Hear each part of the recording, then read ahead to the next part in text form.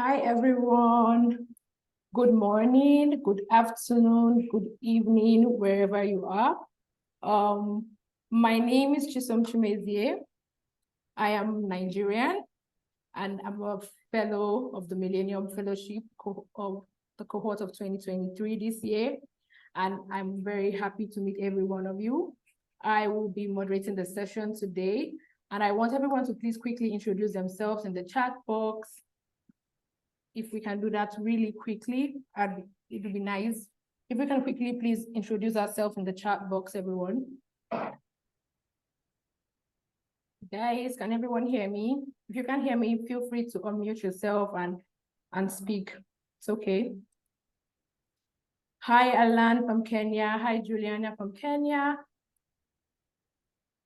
Hi, Victor from Nigeria. Hi, Marceline. Hi, Nora from Cameroon. Hi, Sani from Nigeria. Yes. Let's keep our introductions coming. It's nice to hi, Eva from Uganda. Hi, Ogene from Nigeria. Wow, there's a lot of Kenyans and Nigerians today. Hi, Peace. Hi, Deborah.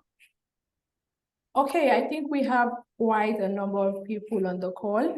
Please be sure to speak to your friends and remind them, and be sure to share the link with your friends who are also members of this year's cohorts to please join the call. Okay, so I'll introduce myself again. My name is Chisom Chimezie. I'm a Nigerian. I'm a student of African Leadership University, Rwanda, which means I schooled in Rwanda, and that is where I am presently.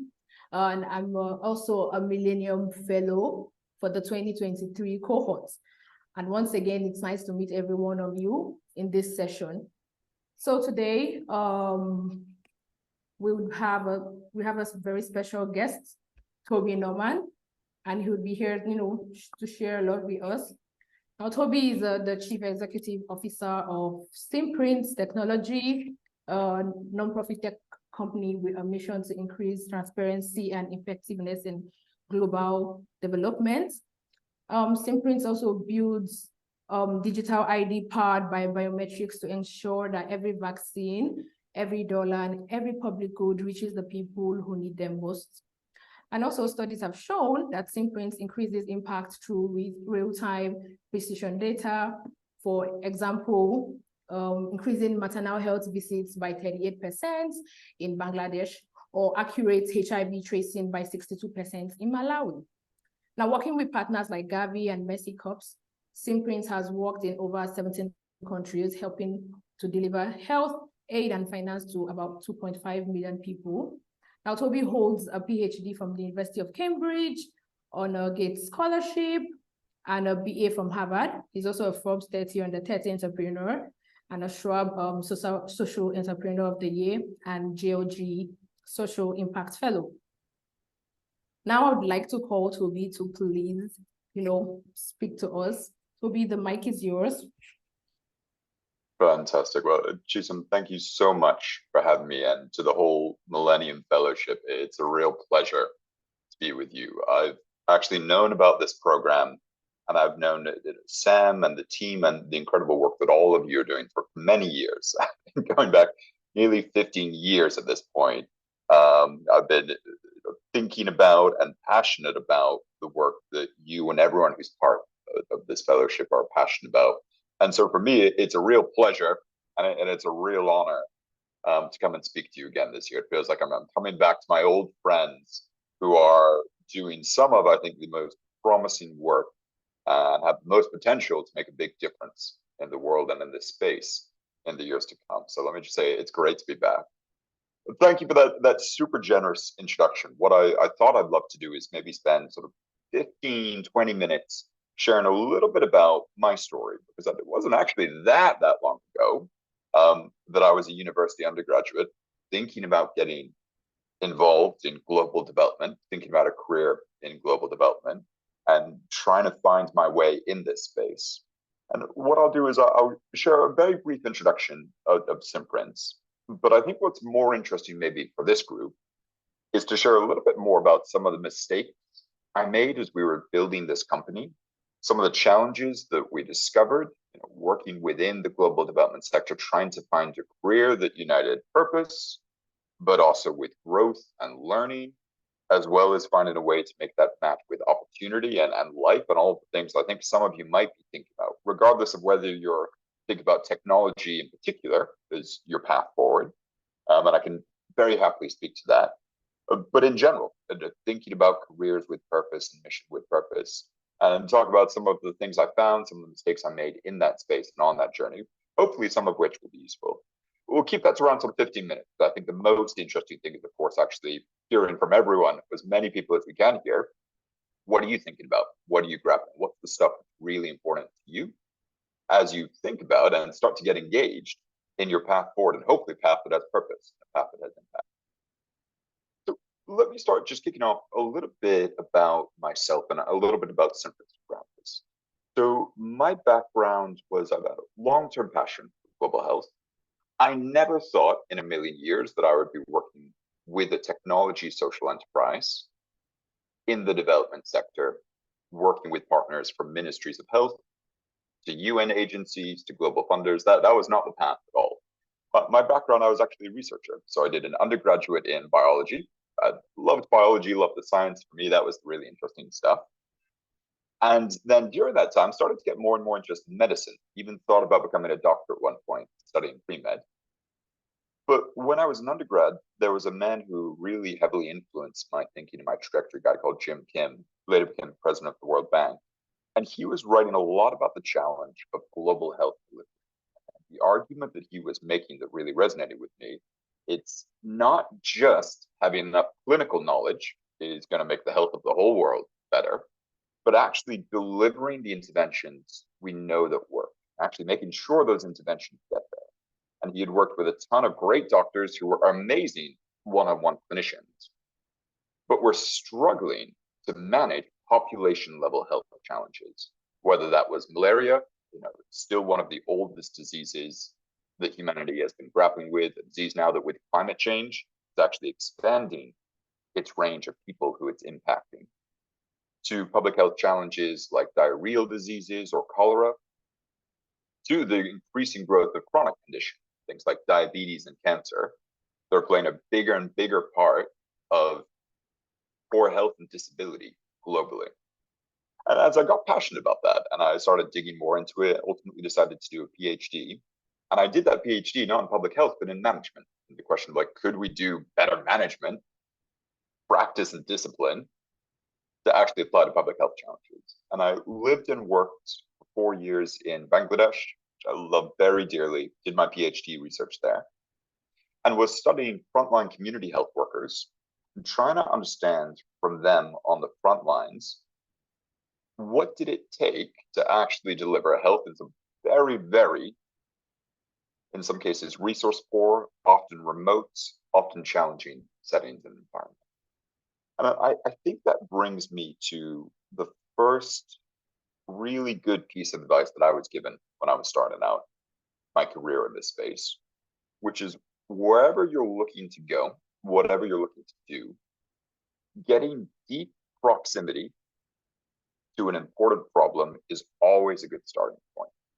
I had a lot of friends at that time who were doing what I actually thought initially would be my plan. They're saying look, how do I get my first job at the United Nations? How do I get my first job at the World Bank? How do I get my first job in corporate? Something that would have that brand recognition, that security. And all of that was super valid. I was doing the same thing. I was applying for consultancies. I got job offers from McKinsey and BCG, which are these consulting companies, very sort of traditional brand name companies in the space, because that's what my friends were doing, and that's what I thought I was supposed to be doing. But one of the things that those organizations didn't have and didn't offer was proximity to challenges that were super, super important. And it's not to say these organizations aren't doing good work. Sometimes they are, sometimes they're not. Or that you can't get close to problems as part of these organizations. But something the PhD gave me, and then the time after the PhD when we started Simprint gave me, is we were just really close every single day in, day out, to a problem that was real And actually, we started to learn way bigger than most people realize. And what I was seeing following health workers day in, day out, not very glamorous, not very sexy, but just day in, day out, following health workers, was that it was incredibly hard for those health workers to identify patients who often had no formal ID, right? No national insurance number, no passport, no driving license. They often had sort of names or dates of birth that could be spelled multiple ways or overlapped with other names. For example, the name Fatima Islam was incredibly common. Some version of Muhammad or Islam was in sort of 40% plus of the patients that we were working with. And so there'd be huge numbers of duplicate records or accidental re-enrollments. And then, unfortunately, something I discovered the further we got into this is the incentives on health systems, whether it's a ministry health system, so that's government, or it was coming from an NGO partner in the space. The incentives of how they got funded meant there was a ton of pressure on these frontline health workers to over-report and misreport the number of patients that they worked with. And so that means that if you've got a target, say you're a health worker, and this is true all over the world, you've got a target of children that you need to vaccinate, there's a lot of pressure to hit that target. Sometimes your performance review, sometimes your salary review tied to that target. And you look to your left and your right, and some of the health workers to your left or to your right are misreporting. They've reported they've reached more children than they've actually seen in real life. They've vaccinated more kids than they've actually seen in real life. Then as a consequence, those people to your left and to your right are doing better. They're getting better performance reviews. They're getting acknowledged. They might even get call outs. And those, if you're reporting maybe the truth, that it's really hard, we don't have enough vaccines, tough getting to particularly some of the most vulnerable communities, right? And you give that very honest, accurate data about what's genuinely happening, you might actually get in trouble. People above you might not actually want to hear that. For example, now we see still today in Ethiopia, we work very closely with many great partners there who are working extremely hard to improve the health system. And one of the challenges they're grappling with is that the reported coverage of basic vaccines, that numerated around 90% across the course of the country, which is 30 percentage points higher than what some of the rigorous health research surveys show that are doing on-the-ground data collection. How many kids in real life got vaccinated? And that's a huge challenge. That's one in every 5, every 4 kids that we think might have been reached with a vaccine, but aren't genuinely getting vaccinated. And so that was my first learning and takeaway. And that's what brought me to the work I do today with Simprint, which is getting that proximity to problems that are important is a really good starting place for any career that wants to be purpose-led and purpose-driven. And there'll be tons of opportunities for all of you on the line to go out and work for amazing organizations, amazing companies, across the course of your careers. But I really encourage whatever you want to do, whatever you're exploring to do, and it's fine not to know, spending that time to get really proximate, and I mean really proximate, to worthy problems is a fantastic starting point. And I'll share in a couple minutes why and how that shaped our journey. But let me just say, when I say proximate, I mean genuinely up close and personal with the problem. If your passion is climate, that means getting really proximate to the area in climate that you would like to explore. Not just reading a report, sitting comfortably behind a laptop, but if, say, you're really interested in the oil and gas industry, how we can reduce carbon in that space, getting out, finding opportunities, whatever it takes, to get to the factory, to get to the oil fields. If it is in humanitarian response or humanitarian aid, actually as early and as soon as possible, finding a way to get really exposed to what that looks like. Not just reading about it, not sitting in Geneva and reading reports about this, actually getting very close and spending a lot of time, not just a flying visit a week, but really getting close and proximate to the problems. And that will give you an expertise that still today, I find has been more valuable than anything else I've ever done at Simprint. We'll be at UN General Assembly next week with the CEO of Gavi and with Minister of Health of Ghana launching a new $8.4 million drive to trace the delivery of malaria vaccines across Ghana. I'm part of that, and Simprint is taking that forward, not because we're special, not because I'm old enough to sit in that meeting, not because of any of those things, because in that group, we genuinely understand the problem. So when Gavi is trying to solve that problem, when the Minister of Health of Ghana is trying to solve that problem, we've got an expertise built on that proximity to a real problem that gets us a seat in the table that, believe me, I never would have had at McKinsey or UNICEF or any other of those traditional organizations in that space. So that brings us a little further in the journey. We're seeing this problem, grappling with it day in, day out. And so I started to think, look, maybe I don't do the traditional career thing right off the bat. Maybe we try and actually see, could a technology solve this challenge that we're seeing around identification and verification of health services? And I started just reaching out to some friends, folks who are doing the PhD with me, some who are just on a master's degree, a couple who are undergrads, just friends of mine, saying, I'm grappling with this. Would you want to meet once a week over pizza? We're all still students, and we could explore this problem a little bit. And so we started meeting, I paid for the first couple of pizzas. We chat about it. We start applying to some student business prize competitions, start reaching out to some experts in the field to see if they would talk to us. And what was really interesting is the further we dug into it and the more people we talked to, I was surprised by a couple of things. The first was that no matter what age you are and what your background is, if you reach out to someone who cares about a subject with a very genuine ask to learn more about that expertise and that subject, I am amazed at the number of times people will pick up the phone and give you that time. I was a student and I was not that far from the seat you're sitting in.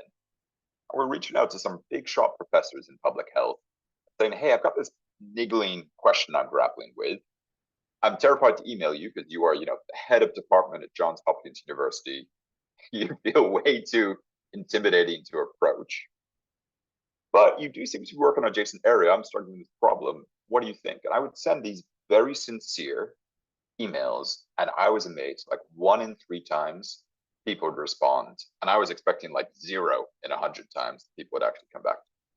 And I'll never forget. Credit to him, and I'll hopefully see him next week. And Alan LeBreek, Johns Hopkins, was one of these big shot professors who actually gave us the time of the day to get on back then it was Skype. That's dating me a little bit. To get on a Skype call and actually talk to us, about the challenge we were doing and the work we're facing, and even agree to join our advisory board, get engaged. We had some incredible engineers around the university. I didn't know anything about technology. I'd never built technology. I'd never coded anything. Didn't even know what terms like UX or UI. I didn't even know what those words meant. Things that today we live and breathe at Simprints. But at the time, we didn't know what any of that stuff meant. But that very genuine desire to learn and ask people who are smarter than us, how does this work? It was amazing to me how much time and attention people would be willing if the question was genuine. And that was what I learned, and I still learn personally in this space. If we're sincere about it, and if the desire to learn is genuine, the people who you might think would never become part of your normal network or career will actually give you a surprising amount of time. Never 100%, right? Don't expect that. Most people are super busy. It's tough. Many people are just trying to figure out their own careers, what they're doing. So, even if 2 in 3 ignore you, that 1 in 3 who will give you the time, some of those can be life-changing. And actually, we were thinking about this thing, and we won our first $500 business plan competition. We were so excited. We told these folks, and they said, "That's great. Keep in touch and let me know how this goes." And that is how the company that we've been building for 8 years actually started. Not with investors, not with a fancy pitch deck at Silicon Valley, but actually doing this kind of day in, day out engagement of just doing a little bit here, applying for business plan competition there, asking a smart person here, asking a smart person there. And that was how we did it. That was how we started building the organization. What happens next was really surprising to me. As we did this learning process, and we grappled with the genuine engagement of trying to figure out, could we build technology?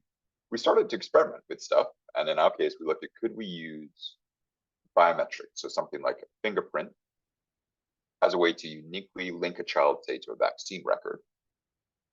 And went on this journey where we bootstrapped the early technology out of university. We're still students. We started to get some traction and some attention. And from that point, we won a $5,000 business plan competition. Then we won a $15,000 grant from the government. Then we got a breakthrough grant from USAID for $250,000. And today, Simprints has raised getting close to $30 million now across all of its work. We've had the chance to build a company that worked in over 17 different countries, helping ministries of health all over the world track and trace and prove that the most important health intervention for them and their population, whether it's a vaccine, whether it's a deworming pill, whether it's basic maternal and child health care, those interventions are really getting to all of their citizens, even in some of the most challenging low resource settings. And that to me was amazing to get that momentum. And it was not a straight line. I'm going to talk about some of the mistakes in a second. But that came from having that proximity to that problem, from that willingness to learn everything. I didn't know a thing about building a company. I didn't know what a cash flow was, what a profit and loss or P&L statement meant. I didn't even know what a margin was. But if you're willing to learn and you're hungry to learn, you ask smart people and you keep at it, you'll be amazed at how much you can achieve and get done with that persistence. And the final thing to say before we take a break and let's have a discussion is that it was not a straight line. I made some huge mistakes along the way. One of the big mistakes I made starting around 2018 is I started to lose that proximity. As we were starting to hire our first staff and try and take this company someplace, we started to lose that proximity to being really close to the frontline deployments because I was trying to figure out all the stuff I didn't know. Like, how do you hire someone? How do you be someone's manager? All this stuff that, I thought maybe I would learn in 10 years' time in a traditional job. I was having to learn right then, right now. But losing that proximity was a big mistake. And it meant that for about 2, nearly 3 years, our projects actually started to do really poorly. And I wasn't noticing that because I wasn't close anymore to the health workers on the front line. That's something that does not happen anymore because I learned the lesson. This year I'll be at every one of our flagship countries, at least for 2 weeks. And during that time, I will always carve out 1 week, no matter what. Even if we have a chance to meet the minister himself or herself, I will still prioritize that time being with the frontline health workers on the front line, because that's actually what makes a difference. We will only get the time with the politicians, the funders, donors, and everyone else if we are genuinely delivering at the end of the day. You can't take it for that long. And so focusing on genuinely having that proximity and learning what it takes to deliver, that will make the biggest impact. Second mistake I made in 2019 is I started to rely too much on some of the mentors who we, for example, worked with in the space. What I meant by that is we're really excited. Like 2019 was starting to get some progress. We're getting some momentum. We had deployed to 10 countries. It was starting to feel like it was really moving. And then I said, okay, well, we need to build a board of directors, right? Because every organization that sounds fancy, that seems legitimate, has a good quality board of directors. That's the thing that we're all supposed to do, aren't we? And so we built a really fancy board, with big shot names from Google or from Salesforce, all these wonderful brands. And these incredible people, many of them are still board members today, and are close friends and close mentors, but trying to do their very best, gave us some advice that we should really push hard and grow and double the size of the organization and hire a lot of headcount, because that's what worked in their industry. And that was the growth path they saw that we could do. And because I didn't have the confidence to really look at the reality of the situation and say, like, I'm not convinced the finances are going to hold, we got into a scary period of time that any of you who are thinking about careers in entrepreneurship, I promise, are going to explore this at some point, whether it's a tech startup or another type of organization that you start. That moment when you don't have enough money in the bank and you are trying to make payroll and pay salaries and pay staff and keep your organization, keep your startup that you co-founded together, and realize that it's not sustainable at that point. Get into a place where we had a couple really, really scary months in early 2020 when we only had 2 or 3 months worth of money left in the bank to keep this organization alive. And then COVID lands on top of that. Oh my God, it was like stressful years of my life. It was really hard and really intense. And the only person who holds responsibility for that, the fault, is entirely mine. Nobody else's. They're going to launch a new case at Harvard Business School in November on that experience of what we did at Simprints, going through and trying to build a social enterprise that connects a commercial mission with an impact mission with a key technology. And in that case, we're really honest about all the stupid things we did and the mistakes that we made trying to build a social enterprise that found that link. And we share that so openly, and it would be part of the core curriculum at Harvard, because if we can share that openly and other folks can avoid those mistakes or make them smaller, there'll be more social enterprises who make it through the tough periods. And unfortunately, particularly around COVID, a lot didn't. You know, 5 or 6 of the really good ones that I knew and I admired and respect, those organizations went out of business at that point in time. And what kept us going, and this will be my final word, and let's open it up. What kept us going during that period was, look, even if this doesn't work, even if all of this fails, and there's a good chance that at some point in your career, and it might not be today, might not be tomorrow, but at some point you're going to have a really low point in your career.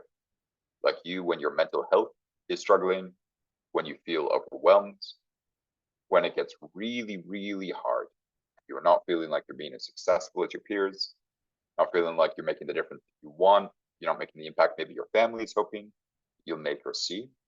That point's going to happen to everybody. Probably to most of us a couple of times, maybe a lot. But if you can position yourself proximate to a problem that's genuinely important, if you can be willing to say, like, even if this all fails, I'm still learning a ton. And that learning is valuable because that learning will pay off. Because it's not a short game. Career is a long game. And you're going to have a lot of chances at that, as the Americans say, a lot of spins of the wheel, a lot of opportunities across the course of your different careers. That learning, especially in the early part of your career, is so much more valuable than an initial financial return. And my final word is, if you can connect it to your purpose, something that you do actually care about, that will help you through those difficult periods. That's what helped me through that point in time where it just meant sucking it up and struggling for 2 years, even when it wasn't quite working. And I don't mean sort of purpose with that'll be like, yeah, I feel, it's good that we're recycling more. That could be your purpose with the big P, and that's great. If that's yours, amazing. Not mine. I think recycling is great. But the thing that really gets me up and it gets me out of bed in that point is the question of how do we truly have social justice and equality and fairness into the way that essential tools like vaccines get to people. That's my purpose. That's the purpose with the big P. Many of you won't have that yet, and I didn't. At your age, you're going to have years of exploration, trying different things, figuring out that it is. But listen to it, pay attention to it, and when you feel an issue grab you, not just in a little way, but like really grab you, take notes, because that might be your purpose. That might be part of your purpose. And if you can tie that to an opportunity to learn and then get proximate to the things that really matter, you're going to be in a fantastic place, not only to have a brilliant career, lots of success, all of those things, but actually also be really engaged and fulfilled by the things to do, and hopefully one day make a powerful impact on the world. And I've got a lot of hope that all the people on the line are going to do that. Susan, let me pause for a minute. Let's open it up for a couple of minutes now, but I hope that was a reasonable introduction to where we're coming from, how we got into this space. All right, thank you so much, Toby, for sharing. This was very, very insightful, and I'm sure every one of us can agree with that. I do have a quick question, maybe a few questions for you, and then we open up the session for the open Q&A, where everyone is invited to ask a question. Please feel free to type your questions in the chat box or unmute yourself. But before that, you spoke about getting deep proximity. You said getting deep proximity is very important to important problems. Is an important start, to creating solutions. Do we have criteria that we can use to determine which problems are truly important and worthy of deep proximity? Yeah. That is my first question. Yeah, thanks, Jason. It's a great question. I don't think there's a universal set of criteria for knowing when you found proximity to important problems, but I can share a couple of observations or a couple of steers, and I'm sure people on this line also probably have a bunch of great ideas too. One great piece of advice that I was given quite early in my career, and I still come back to regularly, is that we are all, particularly so many people on this line today, are going to have a lot of energy, enthusiasm, and desire to create. We all become so passionate so quickly about the things that we create and maybe build, whether that's in an organization or maybe in your organization itself, that we're at constant risk of not genuinely listening to what someone else's deep problem is. And so in entrepreneurship, it's this idea called kind of there's a great book about it actually with the same title called the mom test, which is if you go to your mother and you say, hey, mom, I've got this brilliant idea for a startup or for a product, 99% of mothers on the planet are going to say, honey, that's a great idea. Well done. I'm sure that will work. And that's really risky because, of course, the reality is that most of my ideas, at least most of my ideas, terrible. At least when I'm starting them, it takes a lot of iteration and a lot of exploration to find a really good idea. One of the ways you can do that in the field of entrepreneurship and very quickly figure out is, okay, so you build something, a new website, a new app, a new concept, ask someone else to pay for it, and then all of that friendliness about what a cool concept will go away very quickly, and then you'll get a really honest feedback about, are you proximate to a real problem that people are willing to pay to solve? And I don't think all problems can be solved with money, nor do I think there are some problems that we actually have the right economic structures to solve. So it's not a universal, but I think the lesson that I learned early, and I still make this mistake today, it's not a one-time thing, is assuming that my initial idea of something is proximate to a worthy problem that other people care about. And you are going to need other people to care at some point. Otherwise, you will not be able to find, fundraise, or bring in the resource to make progress on things in a meaningful way. I think a second thing to think about is, what do you have access to that you're close to? So you look, and again, I'll draw from the startup and the entrepreneurship world, but I suspect there are analogies in other places. Y Combinator, one of the most famous startup accelerators in Silicon Valley, asks this question constantly: does this idea have what they call not just product market fit, but market team fit, or product market team fit? And by that, I mean, is the team that's solving this problem, do they really get it? So if they're building, say, a new construction technology or approach, has that team actually worked in construction? Have the experience there? Great thing is that everyone on the line today, everyone here, has proximity to different things, which gives us a unique advantage when we're potentially solving or creating solutions for things that others in the world universally won't share. For me, I was in Bangladesh, living, working with frontline health workers for a long time. That was my proximity. I got good at that. I couldn't tell you a ton about a lot of things, but I did know one thing really well. What does the daily life of a frontline health worker look like day in, day out? That was the proximity that I found that then led to understand a problem that exists in that space and then try and solve that problem. And so I would think about those two things as you're trying to figure out the right criteria for proximity. What are you really close to? That's especially that's unique for you. What are you really close to? And then two, make sure you're not kidding yourself, right? As we think about these ideas or these concepts, these solutions we want to create in the world, how do we test out pretty quickly that we're really listening to what someone else's problem is in a way that gets them engaged? And we're not just saying something that sounds great, but look, it's not going to get any traction. We're the easiest people to fool. Susan, back to you. All right, thank you so much. That clarified my question so much. Perfect. Also, I do have a second question. At times when it comes to implementing projects, especially in areas of social justice and public good, it becomes difficult. So how did you navigate the challenges of implementation, like vaccine hesitancy amongst various communities? Yeah, it's a great question. And I think the thing that we've done reasonably well, we've made tons of mistakes. So, I mean, we've done so many things badly.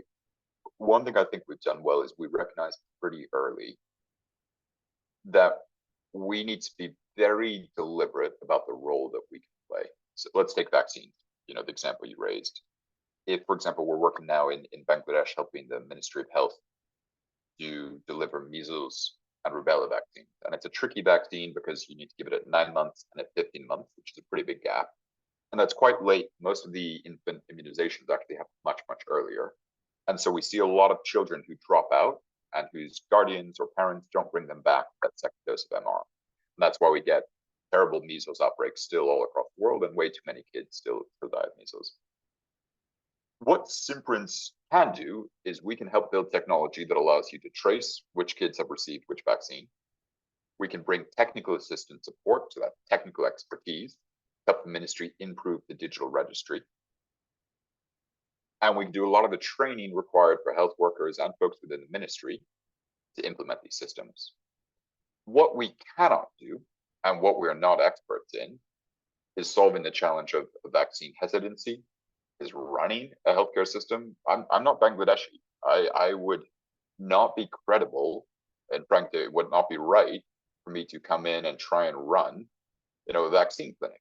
This is something that needs to be run in this case with vaccines. It's a government intervention. It needs to be run by the government, for the government.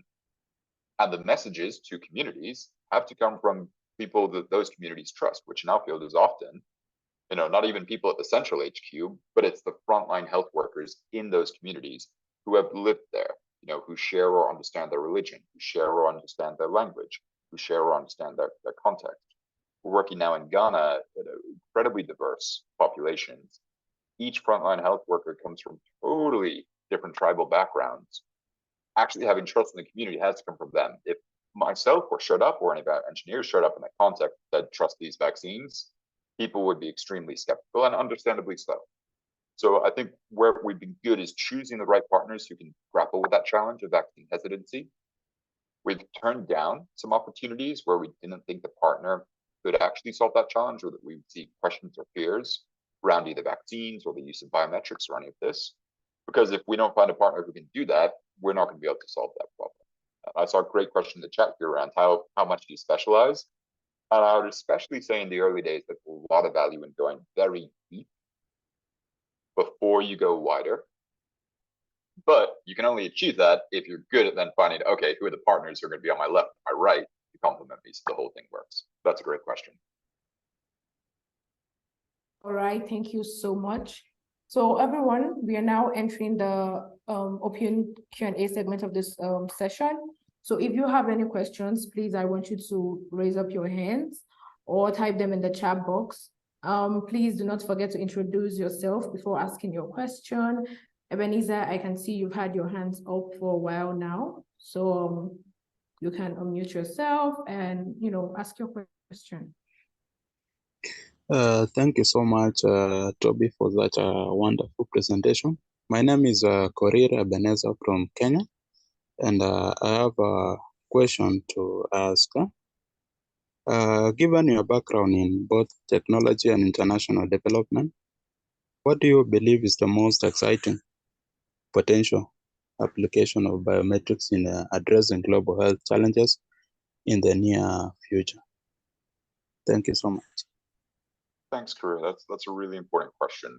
One of the difficult parts about our work is that the biometrics is really just a tool. It's a subset to solve a more important challenge, which is digital identity, right? We use something like a fingerprint because we want to link a mother to maternal health care visit or a child to a vaccine record. And digital identity is something that we are using now globally for so many different applications, right? If you are logging into TikTok, if you are using WhatsApp, if you are opening up ChatGPT, you're using login credentials which give you a unique digital identity. If, for example, you're living in Ethiopia right now, you might have recently registered for FIDA, National Digital Identity from the Ethiopian government, which you can increasingly use to access service. India has been doing this for years with the Aadhaar system. There's a lot of risks with digital and digital identity, and I'm just going to put that to the side for a second because that wasn't your question, but let me just acknowledge that those risks are huge. And if anyone would like to talk about that, I think that's a great question. But in terms of what are the opportunities that are the most exciting, for me, I'm really passionate about two, really interested in two. The first is that we're pretty good with digital identity with adults, 18 plus, you'll get like a national digital ID, so on and so forth. But actually designing like safe, ethical, portable, effective digital ID for children, particularly kids less than 5, I think has a ton of potential. When I come from the public health background, the number of kids who are still not getting vaccinated, who are still dying of vaccine-preventable diseases, in part because it is so difficult to track and ensure the children are followed up with and get the full course, the number of dropouts that exist is just terrifying. It's insane. It's still, in some cases, 1/3 of all children who shouldn't be getting vaccinated. Those numbers are, it's bananas. It's almost unjustifiable in the 21st century that we're seeing dropout rates that high. And so for me, I think there's a lot of potential, a lot of opportunity around safe, ethical digital identity for those younger children. We've been doing years of research now with Gavi, of R&D, of could we bring down the age at which that works? And also research with partners like the Red Cross, we like, because they're very privacy focused. How do we make that safe, ethical, and affordable? So I'm worried that if we don't do this work well, there are going to be digital solutions that come that actually be really poor, and that actually are going to be a risk to privacy and a threat to privacy. And that one worries me a lot. The second opportunity is going to be increasing the amount of digital identity, and this will use biometrics, that gives people legal foundational IDs. And by legal foundational ID, I don't mean just like something that lets you log in to an app, or it's used in our case of, functional ID, which is trying to link you to a health record, but one that is actually formally recognized by the government so that people can access government services like welfare, like government health facilities. And there's still about 850 million people worldwide, which in a planet of what, 7.5 billion? That's a big, big number. Don't have a formal government issued ID. And I think that's a big problem. I think there's a ton of opportunity. So those are probably the two places we're thinking about the most. It's a great question. Thank you. Susan, back to you. Thank you very much for that. Ebenezer, I hope your question has been answered. Yes, thank you so much. So I also have Toby, Aman in the chat box asking a question. Aman, would you like to unmute yourself and ask your question? Yes, I'm just in the library. Give me 1 second. Hey Toby, so I'm Aman. I'm an Australian Indian student studying in France currently. I'm also really inspired by the disability tech space as I have a disability myself. So my question for you is, often as a young entrepreneur or student passionate about making an impact, you want to improve outcomes across multiple and even all. Given what you said about proximity to a problem, do you think that to make a true impact, you can only dedicate your resources to one niche sector? Thanks, Aman. And I tried to speak to this question a little bit earlier because I saw it's a very important one. I remember a story from Jim Kim, and this isn't my story, this is his, but he was an influence in my life. I remember a story he told me once about how he was getting his medical degree, and he had just met his dad. His dad was driving him back home from the airport, and he was thinking about making a big change. And he said to his dad in the car, "Dad, I'm thinking about completing my medical degree and doing a PhD in philosophy. I'm starting to develop a passion for philosophy and social justice." And his dad pulled over to the side of the road, stopped the car and said, "Jim, once you've completed your medical degree, you can do whatever you want. PhD in philosophy, anything you want. But you need to have a discipline. You need to have a starting point. You need to finish this degree." And at the time, I don't know if I loved that story because but shouldn't he support his passion and all the rest of it? But as I get a little older, I appreciate the wisdom that I think Jim was trying to pull out in this, which is that to be really effective, you need to have a depth of something that you're really good at, really, really good at first. And that can be the entry point. That can be the starting point for, I think, solving a lot of problems. So for Jim, that entry point was being a doctor. And then being a doctor gave him the credibility to start talking about social justice medicine, which gave him the credibility to build a highly effective career and start some really powerful organizations like Partners in Health, to one day be the president of the World Bank. And that's normally a position run by economists. And yet this is getting run by a doctor who, starting from medicine, worked his way into social justice, economics, economic justice, and the World Bank. And so I think my response to your question would be that the potential for impact across the course of the career, I personally, maybe I'm wrong about things all the time, I do think is really broad. But I see a ton of value, and I see that in my own career, and I see that in other successful careers, of starting in an area that you get really, really good, and ideally proximate to a super important problem, bringing to it a discipline, a skill set, a knowledge base that's quite unique. And when you start from that point, then you can really build on that. And for me, proximity to health workers and a PhD in delivery science for global health, those gave me an edge, gave me a platform. I do a ton of stuff today that has nothing to do with those things, but I never would have had the shot to actually go broader until people were really convinced, really believed, and saw an advantage I brought in those specific areas. So I hope that answers your question. I'm sure there's many ways to do it, but from where I see the world, I would encourage start proximate, start with depth, and then it's easier to grow that breadth over time. All right, thank you so much, Aman. I also hope your question has been answered. I'll be taking like 3 more questions from Meher, Amarachi, and someone else. Okay, Ali, I can see your question in the chat box. So I would like Meher to go first. Quickly. You can unmute yourself and ask your question, please. Hi, my name is Mehak, and I'm the campus director from Air University Kamra campus, Pakistan. Currently, we are working on a project which is related to safety and health as well as well-being.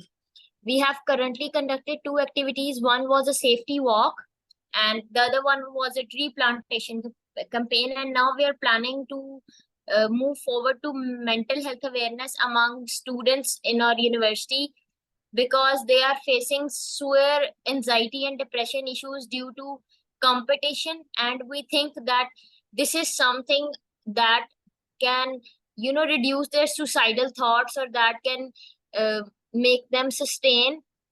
So how can we, manage the change from, we are basically following Maslow's needs hierarchy, if you all are familiar with it.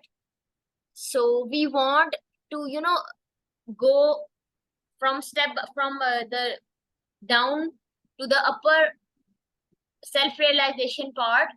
And should we involve webinars in this, or should we, do it virtually by conducting sessions, or there should be a mix?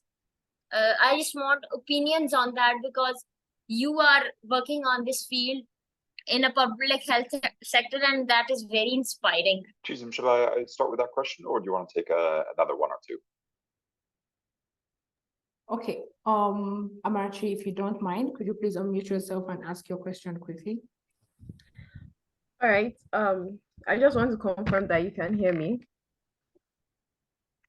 All right, so I am a medical student, a third-year medical student in Nigeria, and I saw that Toby Norman, our speaker for today, has extensive experience in global health, especially with regards to like African countries.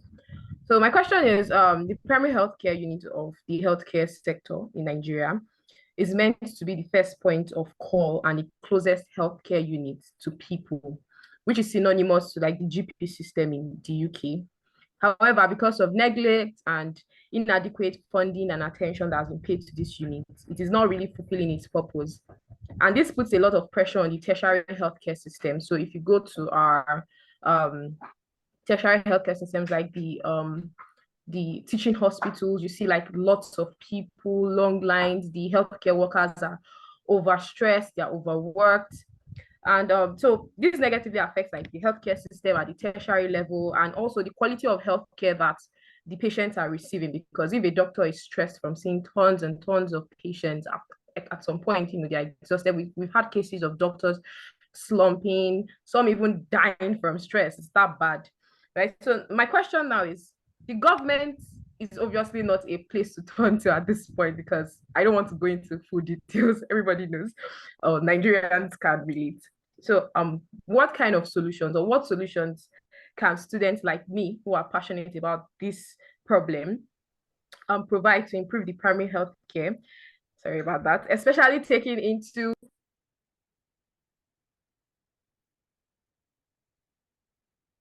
I think you just muted. Yeah, sorry, it seems the hosts didn't allow people to mute themselves. So especially taking into account the technology that we are talking about, like the conversation today has been how tech can help us improve our social impact project and all of that. So how do we use tech as a solution? What kind of solutions can we provide using tech? And more importantly, to the rural areas, the underserved communities where there's like a low adoption of technology, where there's low awareness of technology. Thank you. Terrific. If it works for you, can I grab those two questions together? Because I think there's a related point for both of them that might be helpful choosing. So first off, two great questions. Thank you very much for both of them. For the first question, in terms of delivering mental health education and what format might be the best, webinars or other things. So I'm not an expert in that area. So I don't think I could answer the tactical question of which medium is going to be the best.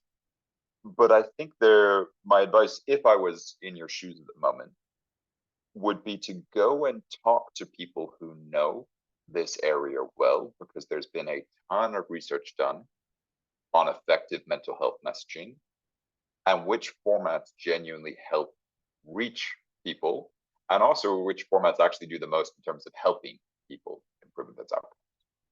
So a couple places to do that. One of it is actually just starting with sort of general search. There's a huge amount of self-education that's possible. Always bring, a skeptical eye, whether it's ChatGPT or Google, or if you want to get more into the published research, scholar.google.com is a good resource for the academic literature in these areas. Even better, in my view, and it made me think about, is trying to deploy what we were talking about earlier, which is find a couple experts and reach out to them with this very genuine question. You posed such a genuine, real question here. What's the best way to help improve mental health of students on our campus? That's a real question, and send that to 10 experts in the field of mental health. And if at least one doesn't come back to you with some thought for an answer, let me know, and I will do whatever it takes to find someone to respond. But I will be blown away if not one person comes back, because people care about this. They build careers in this. I won't be surprised if you get a 50% response rate to that question, if you phrase it genuinely, if you're serious about it, because people who care about things will make time and space for it. And that was big learning for me. I was always a little nervous. I'm sure you're not, but for me, I was always very nervous of doing that. I was wrong about that. That was a mistake. When you ask a genuine question, people will engage with that. I hope that helps you find it. I think it links to that second question, which is another really important question. What are the technology solutions that help improve PHC in Nigeria, and what can you do as a student? My starting point might feel counterintuitive, but it's linked to the first response. I would actually discourage starting with the technology. And just hear me out for a second. When we have these really deep problems, and we've worked with many ministries of health, across the world for years. So I think I can guess at some of the challenges you're referring to. These are deep problems, right? They're like no individual can snap their fingers and make that problem go away. What we're potentially looking for then to create impact, create improvement, is an angle, a source of leverage, right? So you think about the principle of leverage, where you don't have a huge amount of force. You, just like me, where you're a student, you probably don't have huge amounts of resources. You don't have huge amounts of time. You're still early in the career. So you've got to figure out, how do you take the force that you do have, right? Your energy, your enthusiasm, the time that you do have, your networks, your willingness to learn, your creativity, and deploy that in a way that gets the maximum impact return from that. And the way that I strongly encourage, that I think is best, and I would actually, someone's put some amazing links to the Y Combinator series there that talks a lot about product market. There's lots of good lessons here in this. And one of them is, don't start with the tech. Go talk to the doctors who are overburdened and ask them what's not working. What is the most difficult part of your day? If you can, shadow them. Actually follow them day in, day out. See what they're genuinely struggling. Like see what the real problem is. And before even proposing a technology, just understand what are their challenges day in, day out in a really meaningful way. And look for the stuff that might be surprising. And you might find, as you do that, I bet you we could build a system, or maybe a piece of technology or tool could solve this problem meaningfully. But I would really encourage to start with a tech. There's so much global health innovation that sounds like a great, sexy idea on the face of it, that when it collides with reality, it never goes anywhere. We've wasted a lot of money in the space. And I think sometimes that's because we're starting with the solution first rather than the problem first. So I'm always here, and I think the team's gonna share my details, my email, and the rest of it. And when it's time to figure out, okay, now how do we build tech? how do we finance tech, how do we do tech? I and so many other people will be happy to help you at that step. But my real encouragement is don't start there. Start with the problem, understand it, get proximate to it, and really, really listen. Not just a little bit, but like really, really listen to the people who are on the front lines of that. These, in this case, the exhausted, overworked doctors. What are the hardest things that they're grappling with?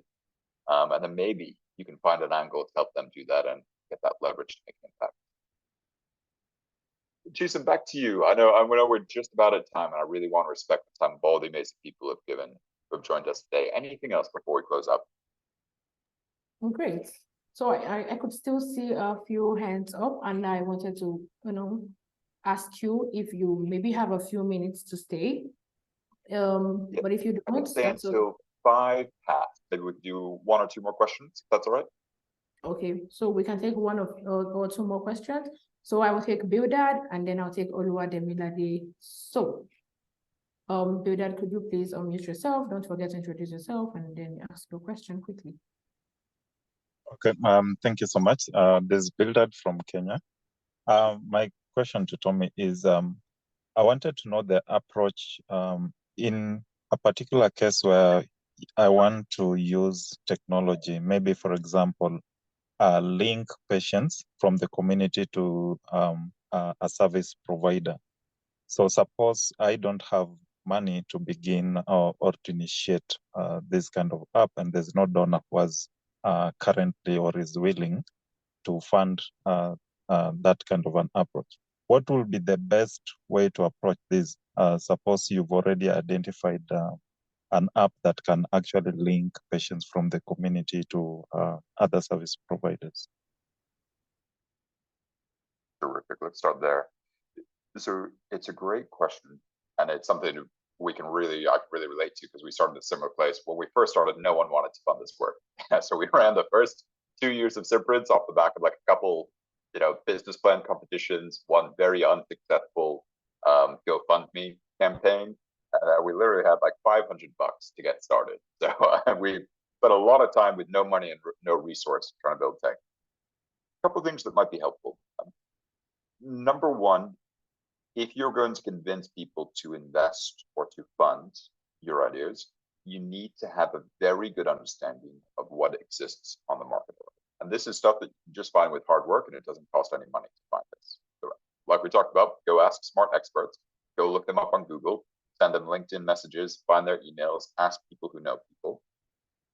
You never, ever want to be in a place where you're pitching a concept and someone types into Google and says, okay, what software exists for community referral from remote communities to, say, clinics or hospitals and city centers, and discover that actually there's like 10 pretty well-established digital telemedicine platforms that will do exactly that, right? So you want to really have a deep, and I'm sure you have, but continue to hone that. Never stop. I still do it today. Understand who's doing what we're doing. Really build that clear map, because then you'll be able to say, look, there are some tools, but there's a missing spot here. No one has solved this part of the problem. My second encouragement is that as you hone in on what's that area, what hasn't been solved, what's unique about what you're trying to do, hopefully we're making that uniqueness, right, tied to a real problem. Start with the problem first, not with the technology first, like we just talked about. As you're trying to figure out what's really unique, that, and then solves a genuine problem in that space, try and document every example you can of pain points of where this is causing pain to people, because the only way that you'll get investment funding, we did this at the start of Simprints, and I still do this today, huge part of my day job, is building the evidence base that there's a need and that we can solve that need. Just the other day, I was interviewing health workers in Ethiopia and recording quotes from them about the amount of misreporting that's unfortunately happening when it comes to eye surgeries. And with that misreporting and sharing that quote with investors, with donors, with clients, those quotes are powerful. It's just a quote, but it's a real quote. It's very genuine. That's what helps paint that picture. And as you go kind of further and further, you'll start to bring in more tools, quantitative tools. The world of public health, you'll actually start to do things like randomized control trials, partner up with universities. But that all comes later. For now, document every instance you can of the problem, and then how your approach is going to be unique in solving that, so you're not replicating what exists. There's a whole bunch of other things to do, but I would start with those two areas because I think they're very high level stuff like that. Geez, maybe we could do one more question and then we'll call it.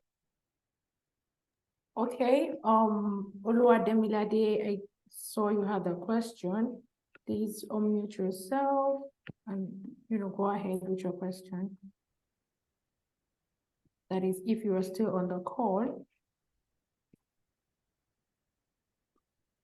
Okay. Have we lost them? No problem at all.